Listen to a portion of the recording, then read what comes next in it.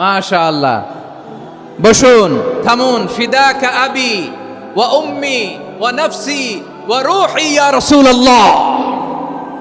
আমরা আমাদের প্রিয় নবীর জন্য জীবন বিলিয়ে দিতে রাজি, চিল্লায় বলেন ঠিক কিনা? এজন্য ইন্টারিম গভর্নমেন্টের কাছে আমরা বিনীত আবেদন জানাই, দেশের পরিস্থিতি আরো নাজুক হওয়ার আগেই যারা এই সমস্ত অবমাননার সাথে জড়িত তাদের বিরুদ্ধে কঠোর শাস্তির বিধান জারি করতে হবে। আজকের এই বিশাল তাফসিরুল কোরআনের প্রোগ্রাম থেকে এই দাবি জানিয়ে আমরা মহাবিশ্বের মহাবিশ্বয় মহাগ্রন্থ আল কোরআন আল কারিম থেকে আলোচনা শুরু করছি। আওয়াজ করে পড়ুন ইনশাআল্লাহ। সবাই পড়ুন ইনশাআল্লাহ। আমার প্রিয় ভাইয়েরা, আপনারা দেখেছেন এত বড় প্যান্ডেল সাধারণত হয় না বাংলাদেশে। আমি তো বিভিন্ন বিভাগে গিয়েছি, মাঠ অনেক বড় থাকে। এটাও বাংলাদেশে one of the biggest field. আলহামদুলিল্লাহ, আমাদের ভাইরা চেষ্টা করেছেন আলহামদুলিল্লাহ। এবং রাজশাহীবাসী চমক দেখানোর কারণ আছে, কারণ ওনারা সুযোগ পাইছে বেশি, সময় পাইছে বেশি, ঠিক কিনা বলেন? ওনারা প্ল্যান করেছে, সব বিভাগ যেটা না করছে আমরা চাপাই নবাবগঞ্জ থেকে ওইটা করে দেখাই দেব ইনশাআল্লাহ। মাশাআল্লাহ মাশাআল্লাহ। আমরা প্রাণ ভরে দোয়া করি আমার ভাইদের জন্য যারা এই চমৎকার কোরআনের বাগানকে সাজিয়েছেন। প্রিয় ভাইয়েরা, আমরা মূল আলোচনাতে যাওয়ার আগে আমি একটু অনুরোধ করব, মাশাআল্লাহ, এখনো আপনাদেরকে বসুন, শান্ত হন, আল্লাহর ওয়াস্তে থামুন, কিছুই বলা লাগে নাই। লক্ষ লক্ষ কোরআন প্রেমী জনতা আজকে এক হয়েছে, কিন্তু কোনো আওয়াজ নাই, নীরব নিস্তব্ধ। মাশাআল্লাহ, ডান দিকে তো একেবারে পিন ড্রপ সাইলেন্ট, পিন পতন নীরবতা। এইদিকে আমার ভাইরা জায়গা পাচ্ছেন না আমি জানি, আমি দেখেছি সবাইকে, এই যে হাত নাড়িয়ে শুভেচ্ছা জানাচ্ছি। মাশাআল্লাহ মাশাআল্লাহ মাশাআল্লাহ। আল্লাহর মেহেরবানি, আমাদের এই প্রোগ্রামগুলোতে আমরা একটা ইনক্লুসিভ প্রোগ্রামের কথা বলি। আমি জানি যে চাঁপাইনবাবগঞ্জ জেলার সামাজিক নেতৃবৃন্দ, ধর্মীয় নেতৃবৃন্দ, রাজনৈতিক নেতৃবৃন্দ সব আজকে একত্রিত হয়েছেন আজকের এই মঞ্চে। আজকের এই মঞ্চে আছে হেফাজতের নেতৃবৃন্দ, আহলে হাদিস প্ল্যাটফর্মের নেতৃবৃন্দ, আলিয়া মাদ্রাসা, কৌমি মাদ্রাসার মোহতামিম সাহেবগণ, অত্র এলাকার আইম্মাতুল মাসাজিদ, ইমাম সাহেবগণ, মুয়াজ্জিন সাহেবগণ, খতিব সাহেবগণ, বিশ্ববিদ্যালয়ের শিক্ষক মণ্ডলীরাও এসেছেন, আমাদের শিক্ষক তুল্য। আজকে আমরা কথা না বলে ওনাদের কাছ থেকে নসিহাত এবং দিক নির্দেশনামূলক বাণী শুনতে পারলে আমরা বেশি কিছু শিখতে পারতাম।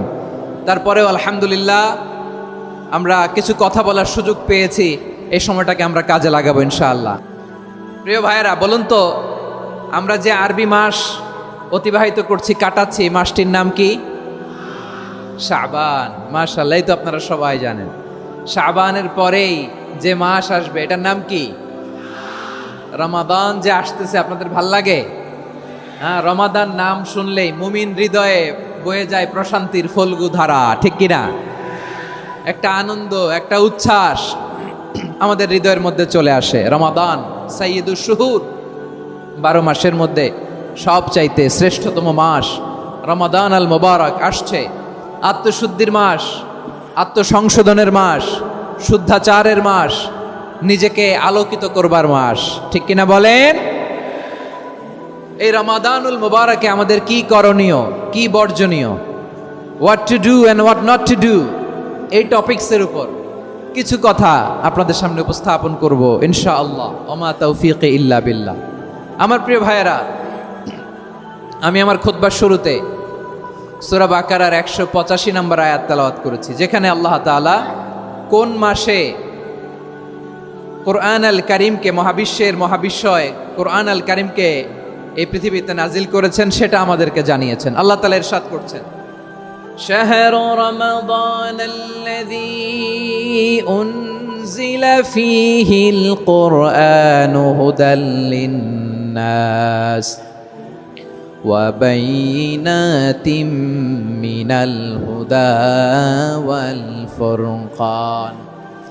আল্লাহ বলেন, রমাদান এমন একটা মাস যে মাসে কোরআন নাজিল করা হয়েছে। আর এই কোরআন হচ্ছে বিশ্ব মানবের জন্য পথ নির্দেশিকা, হেদায়েতের সুস্পষ্ট বর্ণনা এবং সত্য মিথ্যা পৃথক করার আসমানি মানদণ্ড রূপে জামিনে আমাদের জন্য কোরআন নাজিল করেছে কে? আওয়াজ করে বলেন তো, আল্লাহর নাজিল করা এই কোরআনে কোনো ভুল আছে? সবাই বলেন নাই। সবাই বললে এতটুকু আওয়াজ হয় আমি বিশ্বাস করি না। গলা ছেড়ে দিয়ে বলেন, আল্লাহর নাজিল করা এই সর্বশেষ আসমানি কিতাব আল কোরআনে কোনো ভুল আছে? সন্দেহ আছে? সংশয় আছে? বিয়ন্ডলেস, বাউন্ডলেস, বটমলেস এমন কিতাব যেটা পড়ে গবেষণা করে এর তথ্য, উপাত্ত, ইনফরমেশন, লেসন নিয়ে শেষ করা যায় না। সুবহানাল্লাহ। আল্লাহ বলেন, এই কোরআনকে আমি রমাদানে নাজিল করেছি, যেটা বিশ্ব মানবের জন্য পথ নির্দেশিকা।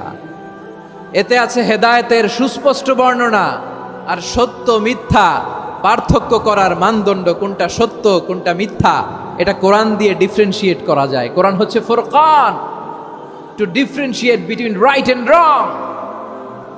কোনটা সত্য, কোনটা মিথ্যা, কোনটা ভুল, কোনটা নির্ভুল, এটা কোরআন দিয়ে যাচাই করা যায়। চিল্লায় বলেন ঠিক কিনা? এজন্য এই কোরআন দিয়ে আমাদের জীবন সাজাতে হবে। কোরআন দিয়ে জীবন না সাজালে জীবন আলোকিত হয় না। কোরআন দিয়ে পরিবার না সাজালে পরিবার আলোকিত হয় না। কোরআন দিয়ে সমাজ না সাজালে সমাজটা শান্তিময় হয় না। শুধু দুর্নীতি দমন কমিশন দিয়ে দুর্নীতি বন্ধ করা যায় না। কোরআনের আইন বাস্তবায়ন করা ছাড়া এই সমাজ থেকে দুর্নীতি বন্ধ করা যাবে না। চিল্লায় বলো ঠিক কিনা? আমার প্রিয় ভাইরা, এই কোরআন নাজিল হয়েছে রমাদান আল মুবারক, এই বরকতময় মাসে। তাই আমাদের উচিত এই মাসে আসন্ন যে রমাদান আল মুবারক, এই রমাদানে কোরআনের সাথে নিজেদের সম্পর্ককে বাড়ানো। আমার প্রিয় চাঁপাইনবাবগঞ্জের ভাইয়েরা, আমরা কি আসন্ন রমাদানে কোরআনের সাথে আমাদের অ্যাটাচমেন্ট, সম্পর্ক বাড়াতে চাই? চান সবাই? আপনি কি জানেন কোরআন নিয়ে কোন ফেরেশতা পৃথিবীতে এসেছিল? জানেন? ফেরেশতার নাম কি বলেন তো? জিবরিল আলাইহিস সালাম। একটু খেয়াল করে শুনেন, কান দুটো খরগোশের কানের মতো খাড়া করে আমার দিকে তাকান। সাইয়েদনা জিবরিল কোরআন নিয়ে এসেছেন, ফলে উনি হয়েছেন শ্রেষ্ঠ ফেরেশতা। বিশ্ব নবীর উপর কোরআন নাজিল হয়েছে, তাই তিনি হয়েছেন শ্রেষ্ঠ নবী। রমাদানে কোরআন নাজিল হয়েছে, তাই রমাদান হয়েছে শ্রেষ্ঠ মাস। কদরের রাতে কোরআন নাজিল হয়েছে, তাই কদর হয়েছে শ্রেষ্ঠ রাত। আমরাও যদি কোরআনের সাথে সম্পর্ক বাড়াই, আমাদের মর্যাদাও এরকম, আমাদেরকেও শ্রেষ্ঠ মানুষ বানায় দিবে কে? এজন্য কোরআনের সাথে সম্পর্ক বাড়াইতে রাজি আছেন তো? যারাই কোরআনের সাথে সম্পর্ক বাড়ায়, এদের মর্যাদা বাড়ায় দেয় কে? দেখবেন আমাদের হাফেজে কোরআন, তারা ইন্টারন্যাশনাল কোরআন কম্পিটিশনে যে গোটা বিশ্বকে পেছনে ফেলে প্রথম পুরস্কার নিয়ে আসে। এত ছোট ছোট বাচ্চা, ও সমাজ বোঝে না, রাজনীতি বোঝে না, টাকা পয়সা বোঝে না, কিচ্ছু বোঝে না, কিন্তু গোটা বিশ্বে ওকে সম্মানের চেয়ারে আসীন করেছে কে? এই কোরআনের সাথে লাগলে আল্লাহ তাআলা সম্মান বাড়িয়ে দেয়। আমার প্রিয় ভাইয়েরা, আসুন আমরা শুরুতেই, আলোচনার শুরুতেই শপথ নেই যে আসন্ন রমাদানে আমরা কোরআনের সাথে নিজেদের সম্পর্ককে মজবুত করব ইনশাআল্লাহ। সবাই বলুন ইনশাআল্লাহ। শাবান মাস আসলে, রজব মাস আসলে সাহাবারা কি করতেন? আসুন আমরা দেখি কিভাবে তারা রমাদানকে ওয়েলকাম জানাতেন। রজব শাবান আসলেই ওনারা রমাদান পর্যন্ত পৌঁছার আকুতি, আগ্রহ আর ফরিয়াদ আল্লাহর কাছে জানাতেন, আর বলতেন, ইয়া আল্লাহ, রমজান পর্যন্ত আমাদের হায়াত বাড়িয়ে দাও। আল্লাহুম্মা বাল্লিগনা রমাদান, আল্লাহ তুমি রমজান পর্যন্ত আমাদের পৌঁছে দাও। আল্লাহুম্মা বারিক লানা ফি রজব ওয়া শাবান ওয়া বাল্লিগনা রমাদান, আল্লাহ রজব শাবানে বরকত দাও, আল্লাহ রমজান পর্যন্ত তুমি আমাদেরকে পৌঁছে দাও। আওয়াজ করে পড়ে না আমিন। আমার প্রিয় চাঁপাইনবাবগঞ্জের ভাইরা, গত বছর অনেকের সাথে আমরা একসাথে রমাদান কাটিয়েছি, তাদের অনেকে দুনিয়াতে এখন বেঁচে নাই, এরকম আছে না নাই? এই যে আরো 7 দিন বাকি রমাদান আসতে, এই 7 দিন পর্যন্ত আমরা রমাদান পাবো, কোনো গ্যারান্টি আছে? আচ্ছা, এই বছর যদি খুশনসিব হয় আমাদের, আমরা যদি পাই, আগামী বছরও যে রমাদান আমরা পাবো, কোনো গ্যারান্টি আছে? তাহলে আসুন আমরা ভেবে নেই, হতে পারে this Ramadan could be the last and final Ramadan in our life. হতে পারে এই রমাদানই হতে পারে আমার জীবনের শেষ রমাদান। ঠিক কিনা বলেন? তাই আসুন আমরা আল্লাহর কাছে দোয়া করি, আল্লাহুম্মা বাল্লিগনা রমাদান, আল্লাহ তুমি রমাদান পর্যন্ত আমাদেরকে পৌঁছে দাও। আওয়াজ করে পড়েন আমিন। ইবনু রাজব আল হাম্বালি লাতাইফুল মাআরিফের মধ্যে লিখেছেন, সাহাবারা ওনারা রমাদান কেন্দ্রিক, আমাদের সালাফ সালফে সালেহিনরা রমাদান কেন্দ্রিক জীবন কাটাতেন। ওনারা রমজান আসার 6 মাস আগে আল্লাহর কাছে দোয়া করতেন, আল্লাহ রমজান পর্যন্ত পৌঁছে দাও। রমজান চলে যাওয়ার পরে বাকি 6 মাস আল্লাহর কাছে দোয়া করতেন, আল্লাহ এই রমাদানে যে ইবাদত করেছি, এই ইবাদতগুলো তুমি কবুল করে নাও। সুবহানাল্লাহ। তাহলে পুরো বছর রমাদান কেন্দ্রিক জীবন। রমজান আসার আগে 6 মাস দোয়া করতো, আল্লাহ আমরা যেন রমজান পাই। রমজান চলে যাওয়ার পরে বাকি 6 মাস বলতো, আল্লাহ রমজানে যে ইবাদত করেছি এগুলো তুমি কবুল করে নাও। সুবহানাল্লাহ। আবার এই শাবান মাসে আল্লাহর হাবিব সাল্লাল্লাহু আলাইহি ওয়াসাল্লাম সবচেয়ে বেশি রোজা রাখতেন। কানা ইয়াসুমু শাবানা কুল্লাহ, সবচেয়ে বেশি রোজা রাখতেন শাবান মাসে।